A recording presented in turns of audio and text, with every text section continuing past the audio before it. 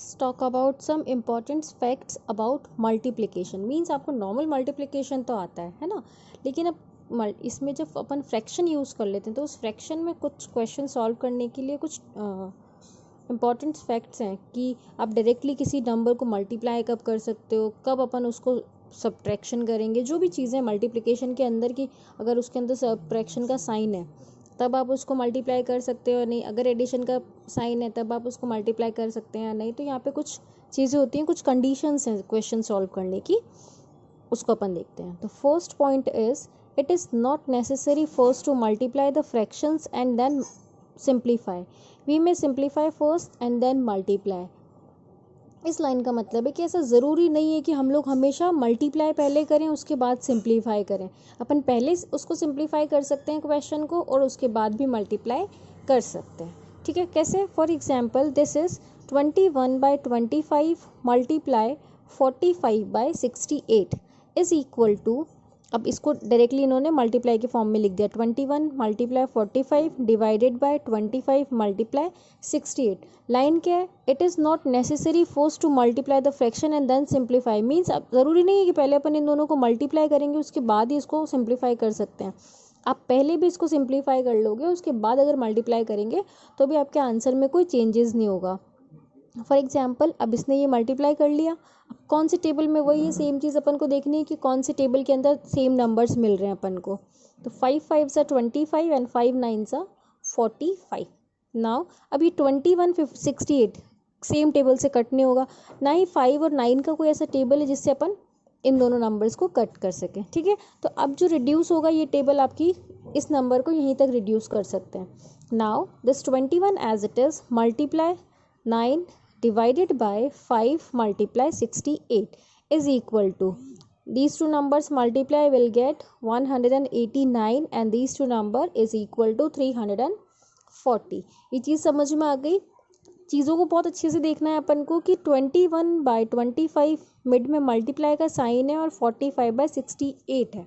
तो ऐसा ज़रूरी नहीं है कि पहले आप मल्टीप्लाई करो उसके बाद ही उसको सिंप्लीफाई करो, आप पहले सिंप्लीफाई कर लो उसके बाद मल्टीप्लाई कर लो। ठीक है, इस पॉइंट को अच्छे से समझना। Now point B, it is important to see that 5/6 plus 12/13 does not equals to 5/16 plus 12/13। और यहाँ पे इसने ऐसे कर रखा है 6 1 6 और 6 2 12।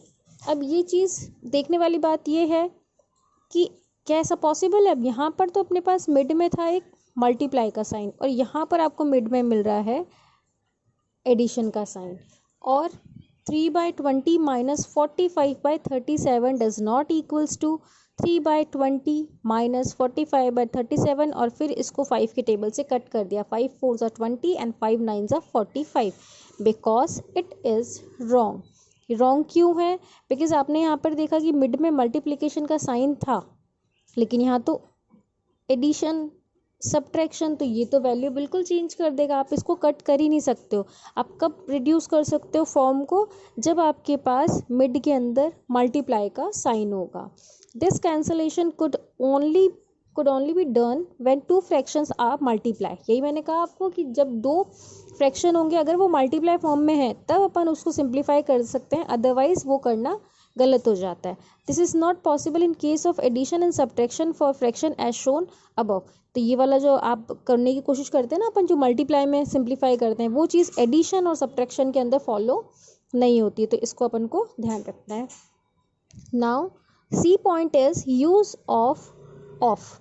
Fraction can also be use as an operator of. Means कई बार क्या होगा ना कि आपको कुछ दिया हुआ होगा, जैसे 1/5 ऑफ 10 सेंटीमीटर। जैसे अब यहाँ पे इसने क्या दिया है, half of 10 centimetre can be written as half, मतलब 1/2 ऑफ। मीन्स अभी आपने ऑफ को ऐसे ही लिखा एंड 10, तो इस ऑफ का मतलब होता है 1/2 मल्टीप्लाई 10। क्लियर है? ये ऑफ का मतलब यहाँ पर यूज होता है मल्टीप्लाई में। ठीक है, same as for your 1/4 of ₹100 can be written as 1/4 of 100, because 1/4 हो गया 1/4 of as it is and 100। तो वापस से वही चीज़ 1/4 ऑफ 100। अब जैसे अपन नॉर्मली सॉल्व करते हैं कि इसका डिनोमिनेटर 1 लिख दो, फिर ऊपर इसको कैंसिल आउट कर दो, 4 1 ज़ा 4, 4 2 ज़ा 8 एंड 4 5 ज़ा 10। तो your answer is 25. Here is your answer.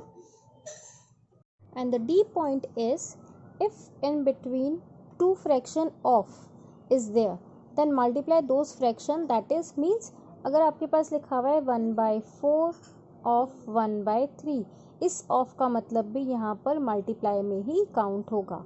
1/4 of की जगह multiply and 1/3 is equal to 1 as it is, 4 3 ज़ा